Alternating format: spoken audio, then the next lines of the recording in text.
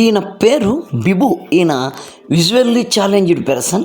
ఈయన క్రైస్తవ మతబోధకుడు. ఎస్సీ క్రైస్తవులము అని చెప్పుకునే వారి గురించి ఈయన ఏం చెబుతున్నాడో ఒకసారి విందాం. నాది ఎస్సీ, కానీ ఎస్సీ వాళ్ళు వాక్యం చెప్పడానికి వీల్లేదు, వాళ్ళు బీసీ అయి ఉండాలి ప్రసంగం చేయాలంటే అన్నట్టుగా మరి తీసుకుని వస్తూ ఉన్నారు. కనుక ఏది మరి మీరు క్లారిటీ ఇస్తే మంచిదని చెప్పి నేను ఒకటి చెప్తానండి మీకు.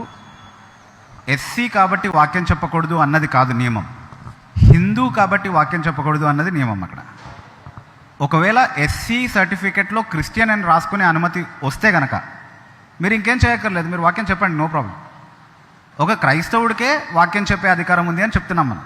మీ సర్టిఫికెట్లో హిందూ అని తొలగించుకోండి, క్రైస్తవుడు అని రాసుకోండి, అప్పుడు చెప్పండి వాక్యం, నో ప్రాబ్లం.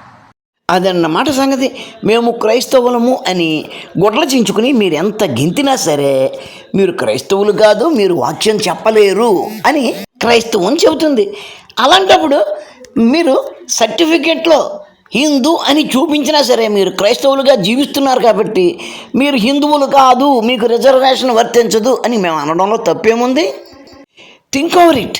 మీకు ఆ ఎస్సీ రిజర్వేషన్ కావాలి అంటే ప్రతి శనివారము వెంకటేశ్వర స్వామి గుడికి వచ్చి నామం పెట్టించుకోండి, సోమవారం పొద్దున్నే శివాలయానికి వెళ్ళి అర్చన చేయించండి.